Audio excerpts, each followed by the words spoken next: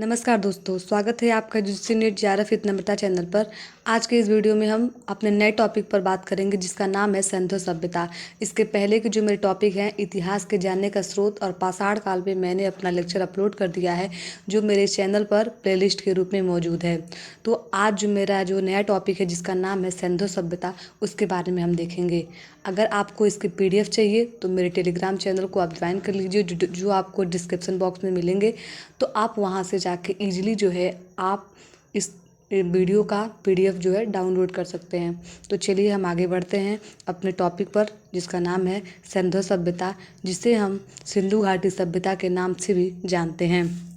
सिंधु सभ्यता जो है वो जो है सिंधु की सहायक नदियों के इर्द गिर्द पाई जाती है, इसीलिए इसे हम सिंधु घाटी सभ्यता के नाम से जानते हैं। जैसे मैंने आपको पहले बताया था कि जो हमारा इतिहास है उसको 3 भागों में बांटते हैं, प्राग ऐतिहासिक काल, आदि ऐतिहासिक काल और ऐतिहासिक काल। तो हमारे जो प्राग ऐतिहासिक काल है उसको हम पूरा पाषाण काल, मध्य पाषाण काल और नव पाषाण काल में बांटते हैं। उसी तरीके से जो हमारा सेकंड आता है आदि ऐतिहासिक काल, तो आदि ऐतिहासिक काल में ही हम सिंधु घाटी सभ्यता को रखते हैं। तो इसमें देखिए लिखा हुआ है कि जो सिंधु घाटी सभ्यता है इसमें लिखित साक्ष्य हैं पर इसे आज तक पढ़ा नहीं जा सका है। सिंधु जो है इसे सिंधु घाटी सभ्यता के नाम से जानते हैं, यानी कि और इसे हड़प्पा सभ्यता के नाम से भी जानते हैं। हड़प्पा सभ्यता के नाम से इसलिए इसको जानते हैं क्योंकि जो सिंधु घाटी सभ्यता की जो पहली खुदाई हुई थी वो हड़प्पा नामक स्थान पे की गई थी, इसीलिए इसे हम हड़प्पा सभ्यता के नाम से भी जानते हैं। इसे हम काष्ठ सभ्यता के नाम से भी जानते हैं क्योंकि तांबे और टीन से मिला के जो औजार बनाए जाते थे, इसीलिए इसको हम काष्ठ सभ्यता कहते हैं। इसको हम घग्गर हाकरा सभ्यता के नाम से जानते हैं, यानी कि घग्गर और हाकरा नदी के अगल बगल भी जो है जो उस टाइम के जो बस्ती जो देखने को मिलती है, इसलिए हम इसे घग्गर हकरा सभ्यता के नाम से जानते हैं। और ये है हमारी रावी नदी के तट पर देखने को भी मिलते हैं। उसके बाद हम देखते हैं कि हड़प्पा सभ्यता जो है वो चर्चा में कैसे आया। सबसे इम्पॉर्टेंट चीज़ है कि हड़प्पा सभ्यता को चर्चा में कैसे आया। तो ये जो है सबसे पहले 1827 में जो चार्ल्स मैसन थे, उसके बाद जो है 1853 में अलेक्जेंडर कनिंघम, इन्होंने क्या किया, ये जो है कराची से लाहौर तक जो है ये दोनों मिलकर रेलवे लाइन का ट्रैक बिछा रहे थे। जब रेलवे लाइन की ट्रैक बिछा रहे थे तो खुदाई की जा रही थी। जब खुदाई की जा रही थी तो उन्हें कुछ अवशेष मिले, लेकिन इन्होंने क्या किया कि उसको इग्नोर कर दिया, उतना वो नहीं लिया कि क्या है क्या नहीं, इसको जानने को उन्होंने इतना ज़्यादा उस पर जो है अध्ययन नहीं किया। लेकिन जो अलेक्जेंडर कनिंघम ने जो पाया हुआ था उस पर जो है विस्तृत रूप से जो एडिटोरियल छपता है वो जो है 1912 में एशियाटिक सोसाइटी जो हमारा एशियाटिक सोसाइटी था, उन्होंने द नेवर नामक एडिटोरियल छापा था। और उस एडिटोरियल को जो है जो बाद में उसको स्वतः संज्ञान लेते हैं, जो उस टाइम हमारा ASI थे, उनका नाम था जॉन मार्शल, जिन्होंने 1920 में इस पर संज्ञान लेते हैं। और उसके बाद 1921 में जो है वो दयाराम साहनी को क्या करते हैं, नियुक्त करते हैं कि आप जो है जाइए और वहाँ पे खुदाई कीजिए और देखिए कि आखिर वो जो एडिटोरियल छपा हुआ है उसकी वास्तविकता क्या है। उसके लिए दयाराम साहनी जो है वो जाते हैं, खुदाई करते हैं, जिसमें उन्हें मॉन्टेगू जो हमारा गोमरी जो ज़िला है वहाँ रावी नदी के तट पर इन्हें जब खुदाई करते हैं तो इन्हें हड़प्पा स्थल की खोज प्राप्त होती है, यानी कि हड़प्पा जगह इन्हें जो है बस्ती के अवशेष प्राप्त होते हैं। उसके बाद जो हमारे 1922 में जो राखल दास बनर्जी हैं, उन्होंने सिंधु नदी के लरकाना जिला में जो है खोद करते हैं और इन्हें सिंधु घाटी सभ्यता के एक और स्थल अवशेष यानी एक और स्थल के बारे में जानकारी प्राप्त होती है। उसके बाद हमारा आता है 1927 में जो सुतका कंडोर है उसकी खोज जो हमारे RL स्टाइन ने की थी। 1921 में चंदहुदड़ो की खोज RC मजुमदार ने सिंधु नदी के तट पर की थी। उसके बाद जो है हमारा हड़प्पा सभ्यता है, यानी जो सिंधु घाटी सभ्यता है, उसे हम 3 भागों में बांटते हैं। पहला है हड़प्पा, दूसरा है प्री हड़प्पा और तीसरा है मेच्योर हड़प्पा। उसके बाद हमारा आता है लास्ट में जो पतन हो जाता है उसको हम बोलते हैं जो है लेटर, यानी कि लेटर हड़प्पा, यानी कि जब ये पतन हो रहा है, समाप्त हो रहा है।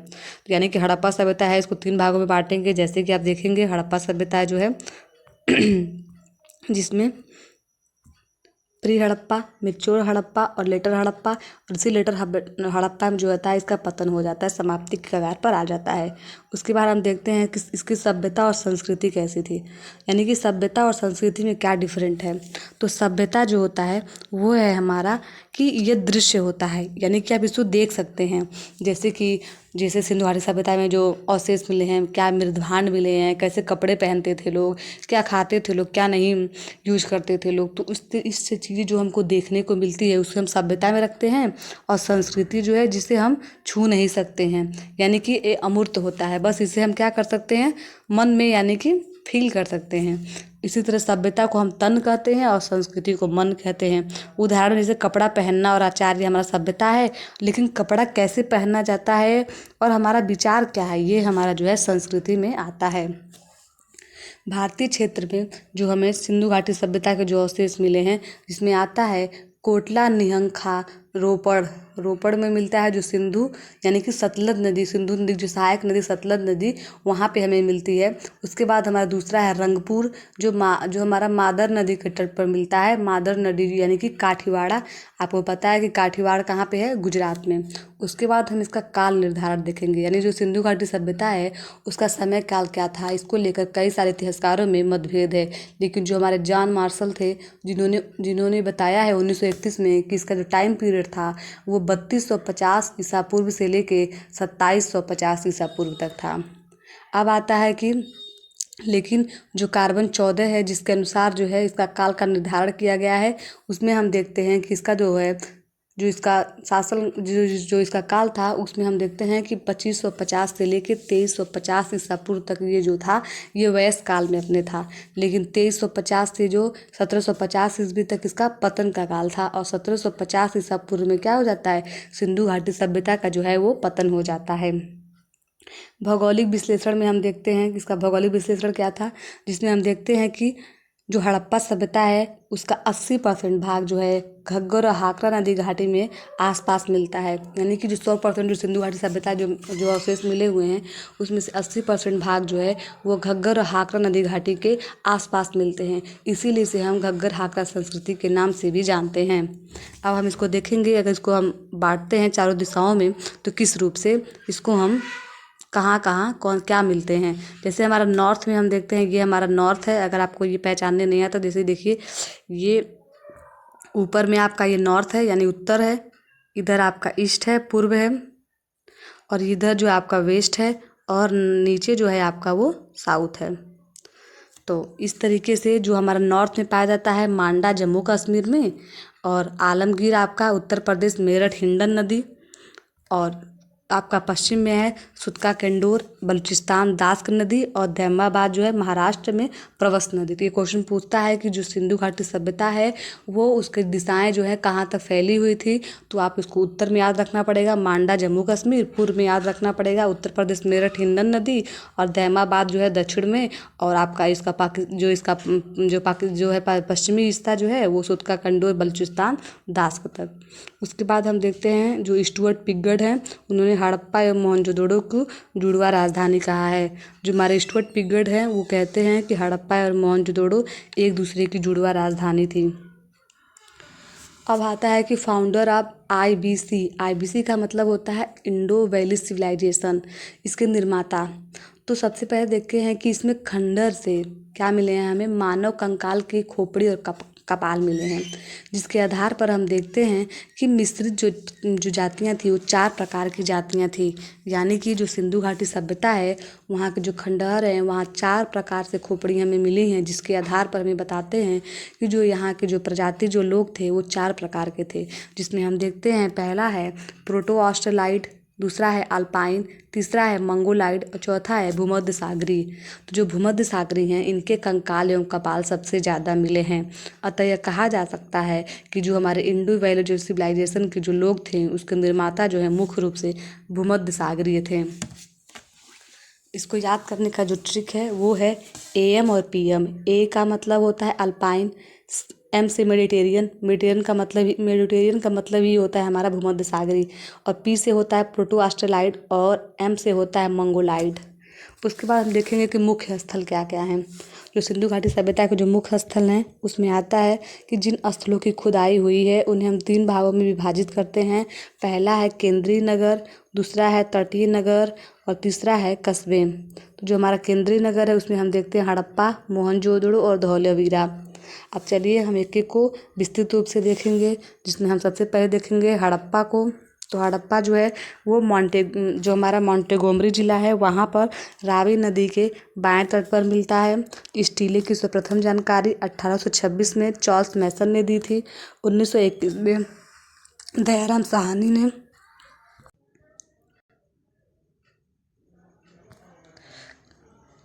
1921 में दयाराम साहनी ने सर्वेक्षण किया था। उसके बाद हमारे 1923 में नियमित उत्खनन शुरू होता है और 1926 में जो माधव स्वरूप वत्स है और 1964 में जो मार्टिन व्हीलर है उन्होंने व्यापक स्तर पर इसका जो है उत्खनन किया था। हड़प्पा सभ्यता है, इसे हम दो भागों में बांटते हैं। दो भागों में जब हम बांट के देखते हैं तो इसमें एक होता है पश्चिम और एक होता है पूर्व। तो पश्चिम में जो है वो हमें जो मिलते हैं वो दुर्गीकृत होते हैं, यानी कि इससे ऐसा अनुमान लगाया जाता है कि यहाँ पे उच्च वर्ग के लोग रहते थे। और दूसरा जो है पूर्व यानी निचला शहर, जहाँ प्रतीत होता है कि यहाँ समान वर्ग के जो लोग हैं वो रहते थे।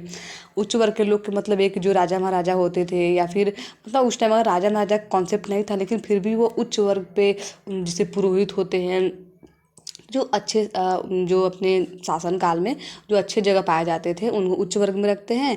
और पूर्व जो है निचले शहर में जो है जो कुम्हार हुए, जैसे बर्तन बनाने वाले हुए, हमारे जो बढ़ई हुए, तो ऐसे लोगों को हम निचले सम्मान वर्ग में रखते हैं। उसके बाद होता है कि हड़प्पा में हमें 6 पंक्ति के कुल 12 कमरे मिले हैं। कितने कमरे मिले हैं? कुल 12 कमरे मिले हैं।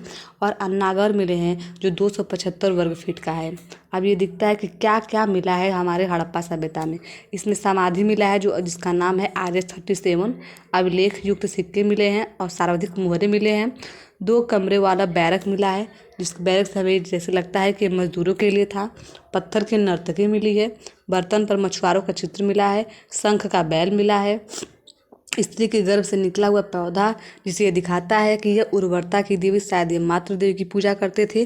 पीतल का इक्का मिला है। वृत्ताकार ईंट मिला है। गेहूं और जौ के अवशेष मिले हैं। मोहनजोदड़ो से हमें सर्वाधिक मुहरे, सिंधी और मृतकों का टीला मिलता है। यानी दूसरा हमारा जो है मोहनजोदड़ो है, वहाँ पे सर्वाधिक मुहरे मिलती हैं। इसे हम मृतकों के टीला के नाम से जाना जाता है। सबसे महत्वपूर्ण जो यहाँ पे मिला है वो है सार्वजनिक इमारत में बृहद स्नानागार, जिससे सबसे बड़ी इमारत है। और इसमें सबसे बड़ी इमारत जो मिला है उसका नाम है अन्नागार, जिसकी लंबाई हम देखते हैं कि 45.71 मीटर है और जिसकी चौड़ाई है ये 15.23 मीटर है। उसके बाद देखते हैं कि चंदहुदड़ो है, चंदहुदड़ो में हम देखते हैं कि पाक हड़प्पा, इसे हम पाक हड़प्पा या झूकर झांगर संस्कृति के नाम से भी जानते हैं। जहाँ पे हमें मनके मिले हैं, सीप मिला है, अस्थि मिला और मुद्रा के अवशेष मिले हैं। असल में क्वेश्चन पूछा जाता है कि किस स्थल से क्या खोज की गई है, क्या पाया गया है, तो इसको आपको याद करना पड़ेगा। कि पूछ सकता है कि हमें मनके और सीप कहाँ से मिले हैं, और ऑप्शन में आपको दे सकता है मोहनजोदड़ो हड़प्पा का दे सकता है और चंदहुदड़ो, तो इसमें आपका राइट आंसर होगा चंदहुदड़ो। उसके बाद हम देखते हैं अली मुराद। तो अली मुराद से हमें क्या मिला है? चट फलक मिला है, सिलखड़ी मिली है और कार्लेयन मिला है। उसके बाद हम देखेंगे वाडागर से हमें क्या मिली है? कि कांसे की चूड़ियाँ मिली है। कोटदीजी से हमें खैरपुर में जो मिला है, जिसकी खोज 1935 में ध्रुवे ने की थी और फजल अहमद खान ने की थी। इसे हम कोटदीजी संस्कृति के नाम से भी जानते हैं, जिसे हम प्राक हड़प्पा सिंधु बस्ती के नाम से भी जानते हैं। उसके बाद देखेंगे रोपड़ में हमें संस्कृति के 5 क्रम देखने को मिलते हैं। एक है हड़प्पा, दूसरा है PGW यानी चित्रित धूसर मृदभांड, और तीसरा है उत्तरी काले पॉलिश मृदभांड, चौथा है कुषाण और 5वां है गुप्त। यानी कि रोपड़ संस्कृति एक ऐसी जगह है, रोपड़ एक ऐसा जगह है जहाँ हमें 5 संस्कृतियों के अवशेष मिलते हैं। सबसे पहले हमें हड़प्पा के अवशेष मिलता है।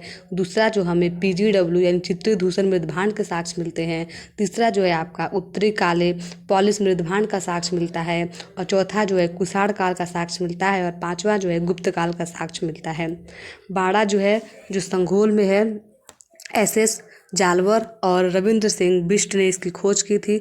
यहाँ से हमें कब्रिस्तान मिला है जिसका नाम है H संस्कृति।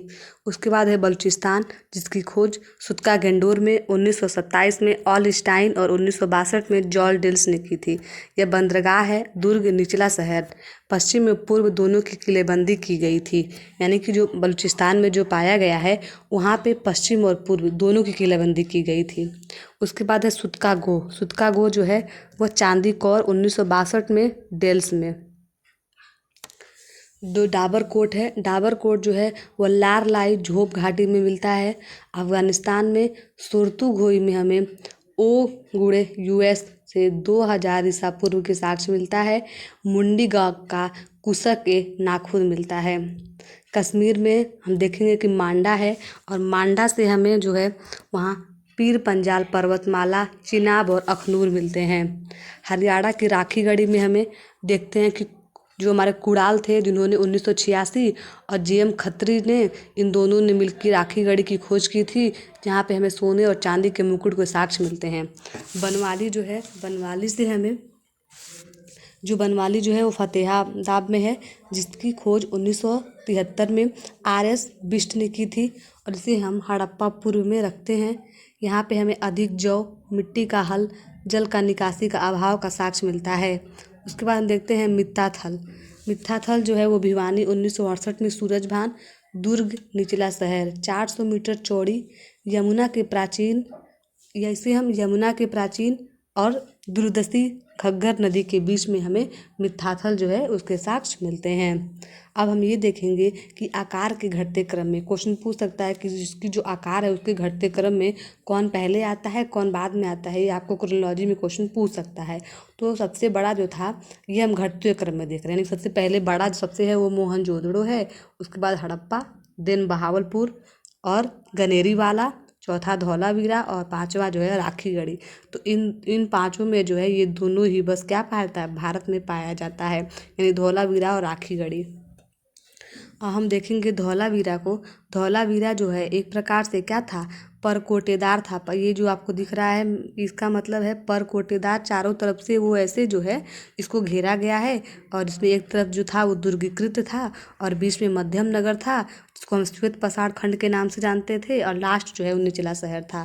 और धौलावीरा की सबसे जो अच्छी चीज़ ये है कि यहाँ जल निकासी अद्भुत था, यानी कि हर घर से जल निकालने की एक अद्भुत प्रणाली का यूज किया गया था।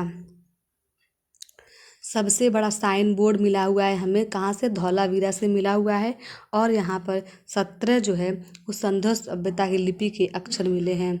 खगोली पर्यवेक्षाड़ा और जो है हमारा स्टेडियम मिला है, बांध मिला है और जल विकास जो है वो अद्भुत है।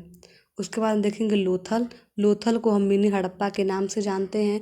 इसे मृतकों का टीला, जहाज़ों की गोंदी या डकयार्ड के नाम से जानते हैं। अहमदाबाद जिला में जो भोगवा नदी के तट पर हमें लोथल की जानकारी मिलती है, यानी लोथल जो है जिसे हम मिनी हड़प्पा के नाम से जानते हैं, ये कहाँ पे मिला है हमें, अहमदाबाद के जिला जो है वो और भोगवा नदी के तट पर। कहाँ पे, भोगवा नदी के तट पर। पश्चिमी एशिया में से व्यापार का जो प्रमुख बंदरगाह है वो लोथल ही था। यहाँ पे जो दरवाजे पीछे न खुलकर कहाँ खुलते थे, सामने खुलते थे। दरअसल सिंधु घाटी सभ्यता के जितने भी घर थे वो कहाँ, उनका दरवाज़ा जो है वो आगे की तरफ न खुल के पीछे की तरफ खुलता था, लेकिन लोथल से हमें यह साक्ष्य मिलता है कि यहाँ के दरवाजे घर के सामने खुलते थे। फारस की मुद्रा के आकार की मोहर मिलती है जिससे यह दिखाता है कि शायद यह सामुद्रिक जो गतिविधियाँ थी उसके केंद्र था। रंगीन पात्र हमें मिलता है। लोथल जो था वो एक प्रकार का चारों तरफ से घिरा हुआ था जिसमें दुर्ग और नगर थे। ये दिखाता है शायद ये बाढ़ से बचाव के लिए ऐसा करते थे। इनका जो यहाँ पे बंदरगाह से हमें धान, चावल और बाजरे की जानकारी मिलती है। घोड़ा जो है, यहाँ से घोड़े की हमें लघु मूर्तियाँ मिली, यानी कि घोड़े की जो हमें मूर्तियों के साक्ष्य मिलते हैं। यहाँ पे हमें युगल समाधि मिली है। युगल समाधि का मतलब दो लोगों का जो है साथ में जो है समाधि जिनको दफनाया गया है, लेकिन इसका मतलब ये नहीं है कि सती प्रथा का साक्ष्य है। उसके बाद हमें अग्नि की वेदी मिली हुई है। दिशा सूचक यंत्र मिला है हमें लोथल से। दिशा सूचक यंत्र जिसे शायद दिखाता है कि ये व्यापार करते थे तब उसका प्रयोग करते होंगे। नगर हमें इसमें दुर्ग के रूप में यानी चारों तरफ से घिरा हुआ मिला हुआ है। विषभ हमें चतुर्भुजाकार मिला हुआ है और यहाँ से लोथल से हमें मृदभांड मिला हुआ है जिसपे हमें पंचतंत्र की चलाक लोमड़ी की कहानी मिलती है। ये क्वेश्चन पूछ सकता है कि पंचतंत्र की जो चलाक लोमड़ी है उसका जो चित्र है किस पे मिला है, तो मृदभांड पे मिला हुआ है और ये कहाँ मिला हुआ है, तो लोथल में मिला हुआ है। उसके बाद है हमारा सुरकोटता। सुरकोटता जो है वो हमारा बलूचिस्तान में जिसकी खोज 1927 में आलस्टाइन ने और 1962 में जॉर्ज डेल्स ने की थी। बंदरगाह जो है, यहाँ पे बंदरगाह मिला है, इसको हम बंदरगाह के रूप में जानते हैं। और यहाँ पे दुर्ग मिला, यानी जो चारों तरफ से दुर्ग के रूप में घिरा हुआ था। और यहाँ जो निचले शहर के साक्ष्य भी मिलते हैं। मैंने जो इसे शॉर्ट नोट्स बनाया हुआ है, बस आप समझ लीजिए और इसको, क्योंकि आपको जो है यही रटना है, क्योंकि सारा जो क्वेश्चन है वो टोटली फैक्चुअल होता है। तो इसमें अगर आप जो है किया जाता है ऐसे पूरा उसको लाइन बाय शब्द अक्षर में लिखते हैं तो सिलेबस बहुत बड़ा हो जाएगा और आपको असल में वो तो याद करना नहीं, ये क्वेश्चन तो आपसे इसमें से ही बनेगा। तो इसीलिए जैसे अगर आप ऐसे लिखते हैं तो आपको जो है लिखने में भी समय बचेगा और आपको जो है याद करने में भी आसानी होगी। उसके बाद हम देखते हैं अफ़गानिस्तान। तो अफ़गानिस्तान की 2 जगह में खोज की गई है, एक है सोर्तुघई और दूसरा है मुंडी काक। तो सोर्तुघई से हमें ओए और गुड़े एक्स मिला है, यानी कि 2000 ईसा पूर्व का, और मुंडी काक से हम कुशक ए नाखुद की जानकारी मिलती है। सुरकोटदा से हमें, ये सुरकोटदा हमें कहाँ मिला है, कक्षकारण भुज में यानी गुजरात में। इसकी खोज 1964 में जगपति जोशी ने, और घोड़े की अस्थियों के अवशेष हमें और कहीं नहीं मिला है, लेकिन सुरकोटदा से हमें घोड़े की जो है हड्डियों का अवशेष मिला है। 4 बर्तनों वाला सावधान मिला है, इसलिए विशेष कब्रगाह कहते हैं। उसके बाद हम देखते हैं कि जो हमारा आलमगीरपुर है उत्तर प्रदेश का, उस पर हम यज्ञदत्त शर्मा ने इसकी खोज की थी 1958 में। इसे हम परवर्ती हड़प्पा के नाम से जानते हैं। यूपी के कुछ अन्य हड़प्पा कालीन स्थल है जिसमें हम देखेंगे अम्बाखेड़ी, हुलासपुर, बड़गांव और सिनौली, जहाँ मानव संसाधन है। इस तरीके से जो हमारा उत्तर प्रदेश, आलमगीर जो उत्तर प्रदेश है, यहाँ से हम इसके जो है साक्ष्य मिलते हैं। परवर्ती हड़प्पा जो है, यहाँ पर हमें जो है रंगपुर और रोजदी के बारे में जानकारी मिलती है। हड़प्पा के बाद के स्थल हैं ये। इसमें हम देखेंगे कि रंगपुर अहमदाबाद, जिसकी खोज 1935 में वत्स्य ने की थी, और 1947 में जो है रंगपुर में दोबारा खुदाई जो है राव ने की थी। लेकिन यहाँ पे ये है कि ना ही मुद्रा मिला था और ना ही मातृ देवी की मूर्ति मिली है, इसीलिए इसको हम औरस पुत्र कहते हैं, जहाँ पे हमें कच्ची ईंट और धान की भूसी का भी साक्ष्य मिलता है। कालीबंगा, बनवाली और राखीगढ़ी से हमें जो है ये हमारे प्री हड़प्पा साइट थे। इसमें कौन से साइट थे, प्री हड़प्पा साइट थे। अब हम जो सिंधु घाटी सभ्यता है, अब हम देखेंगे कि उनका नगर नियोजन किस प्रकार से था। तो हम ये देखेंगे कि उनका नगर नियोजन जो था वो व्यवस्थित रूप से था, जिसमें जो है एक का जो नगर है वो 2 भागों में बटा होता था। ये जो दिखेंगे इसमें पश्चिम, और दूसरा जो है आपका कि पूर्व। पूर्व को हम निचला शहर कहते थे। पश्चिम में है आपका दुर्गीकृत होता था ऊंचे चबूतरे पर, और जो है इनके जो हमारा पूर्व जो निचली शहर था, यहाँ पे खिड़की नहीं मिली है परंतु रोशनदान था। लेकिन इनकी ईंटों का आकार जो है वो 10 पॉइंट है 25 है, फिर गुड़े 5.0 गुड़े 2.25 है। मेसोपोटामिया के नगर कैसे थे, अव्यवस्थित थे, यानी जो मेसोपोटामिया की सभ्यता पाया जाता था इराक में, उनका जो नगर जो है अव्यवस्थित था। लेकिन भारत में जो सिंधु घाटी सभ्यता पाया जाता है वह पूर्ण रूप से व्यवस्थित था। उत्तम जल निकासी कालीबंगा को छोड़कर पूरे सिंधु घाटी सभ्यता में जो है उस सिंधु घाटी वो जो जल निकासी है उत्तम प्रकार से पाई गई है। लेकिन जो यहाँ हमारा जो है जो कालीबंगा है वहाँ को छोड़कर, यानी वहाँ पर जो है उत्तम व्यवस्था नहीं पाया गया है जल की निकासी के लिए। यहाँ पर हमें सिंधु घाटी सभ्यता में किसी भी प्रकार के मंदिर का साक्ष्य नहीं मिलता है, और मोहनजोदड़ो से हमें स्तूप भी नहीं मिलता है। पत्थर का उपयोग की जानकारी नहीं मिलती है। यहाँ पे 1 मंजिला और 2 मंजिला घर मिलता है, लेकिन घर जो है वो सादे होते थे। जल रिसाव को रोकने के लिए जिप्सम और बिटुमिनस का उपयोग किया जाता था, और चूना और मोर्टार का उपयोग किया जाता था। सामाजिक जीवन नगर पूर्व और पश्चिम में विभाजित था। चूँकि हथियार, अस्त्र शस्त्र हमें यहाँ पे नहीं मिला है, यानी सिंधु घाटी सभ्यता के जो है वहाँ का जो सामाजिक जीवन में हम देखते हैं कि यहाँ हथियार, अस्त्र शस्त्र नहीं मिला हुआ है, और ये लोग जो है शांति प्रिय थे और ये लोग जो है गेहूँ, जौ, मटर, सरसों, खजूर, तरबूज, सूती वस्त्र और ऊनी वस्त्रों का जो है वो उत्पादन करते थे। जो इनका सामाजिक जीवन में है कि यह नगर जो पूर्व और पश्चिम में विभाजित था, इसका मतलब ये है कि वहाँ वर्ग विभाजन था। व्यापारी, कृषक, मजदूर, कारीगर, पुरोहित, आम आदमी में विभाजित था, परंतु हमें किसी शासक वर्ग के स्वरूप यानी राजा का साक्ष्य नहीं मिलता है कि ऐसे राजा जो हैं इन पे शासन करते थे। लेकिन व्यापारी वर्ग का जो है वो प्रभुत्व था। चूँकि मातृ देवी की मूर्तियाँ मिली है और पुरुष देवता की भी मूर्ति मिली है, लेकिन मातृ देवी की मूर्ति सबसे ज़्यादा मिली है, इसलिए ऐसा लगता है कि यह मातृसत्तात्मक थे। उसके बाद हम देखेंगे कि वस्त्र एवं आभूषण कैसे मिले हैं। तो वस्त्र में हम देखेंगे कि एक लंबा कुर्ता और एक अंगोछा मिला हुआ है। फीमेल में जो है वो शॉर्ट स्कर्ट पहनती थी। चप्पल और जूते का साक्ष्य नहीं मिला हुआ है। पुरुष जो हैं वो घुंघराले बालों के शौकीन थे और महिलाएं और पुरुष दोनों के दोनों जो हैं आभूषण का प्रयोग करते थे। अब इनका देखेंगे कि धार्मिक विश्वास किस किस चीज़ में था। तो जो इनका धार्मिक विश्वास है वो जो है मोहनजोदड़ो में मुहर मिली है, जिसपे हमें 3 मुख वाला जो है वो पुरुष मिला है, जिसके सर पर सींग है, जो ध्यान की मुद्रा में बैठा हुआ है। और इसके बाएं तरफ है गैंडा और भैंसा, और इसके जो दाहिने तरफ है ब्राग और हिरण के साक्ष्य मिलते हैं। जो मातृ देवी की पूजा करते थे ऐसा मिलता है। और ये आद्य शिव, अग्नि पूजा, जल पूजा, वृक्षों की पूजा, एक श्रृंगी जो हमारे कुबेरदार बैल थे उसकी पूजा, सरीसृप, स्वास्तिक चक्र, प्रतीक चिन्ह, ताबीज आदि का प्रयोग करते थे। और ये लिंग पूजा करते थे, और ये क्योंकि ये उर्वरता की देवी को मानते थे, और ये पुनर्जन्म में भी विश्वास करते थे। अब इनका आर्थिक जीवन कैसा था। तो इनका आर्थिक जीवन जो है वो पशुपालन, कृषि और विशेष था। शिल्प और व्यापार करते थे। पशुपालन में यह मुख्य रूप से भेड़ और बकरी और बैल को पालते थे।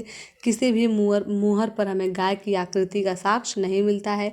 घोड़े का अस्तित्व मिलता है कहाँ पे हमें, मोहनजोदड़ो से। लोथल से हमें मिट्टी की मूर्ति मिली है घोड़े की, और सुरकोटा से हमें घोड़े की अस्थि मिली है।